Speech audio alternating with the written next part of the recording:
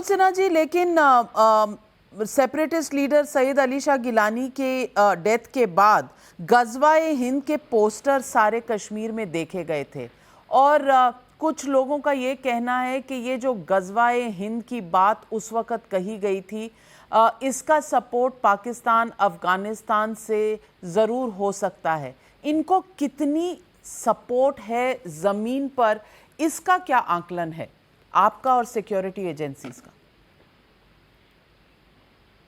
नहीं, अब नविका जी, मैं क्षमा चाहूँगा, अब ये सब आकलन टेलीविज़न पर बताने के लिए नहीं होता है।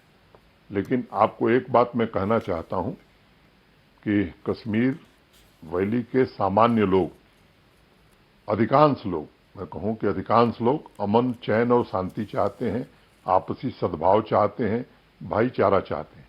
कुछ लोग हैं जो टारगेटेड किलिंग करके ये भाईचारे को ख़त्म करना चाहते हैं।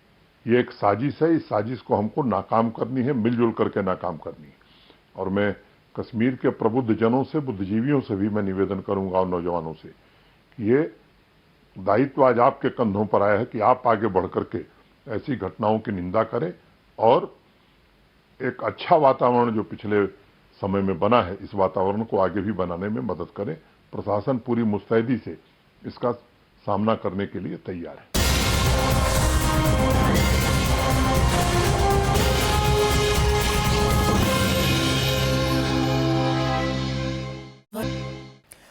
मनोज सिन्हा जी, आपने कल भी प्रेस कॉन्फ्रेंस में एक बात कही थी और आपने कहा था कि ये जो एक लॉबी है जो नैरेटिव बनाना चाहती है, ये लॉबी बिल्कुल शांत बैठी हुई है।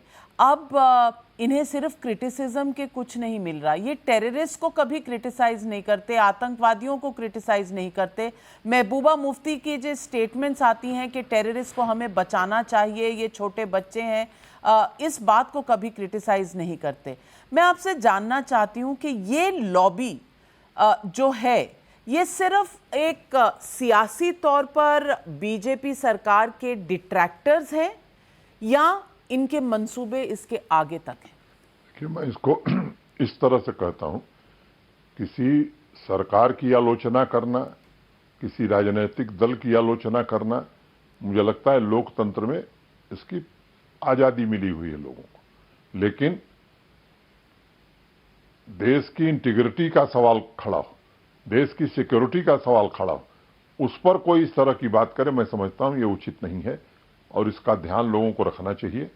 मैं यही कहूंगा, बाकी देश के नागरिक समझदार हैं, हम क्या कह रहे हैं वो भी समझते हैं और दूसरे लोग क्या कह रहे हैं उसको भी वो ठीक से समझते हैं और समय आने पर मुझे लगता है फैसला भी वो ठीक करते हैं।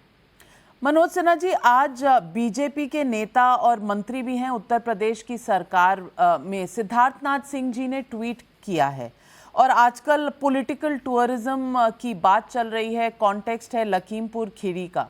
तो मैं पूछना चाहती हूँ, उन्होंने सवाल पूछा है कि क्या अब भैया और दीदी यानी कि राहुल गांधी और प्रियंका गांधी वाड्रा कश्मीर भी जाएंगे?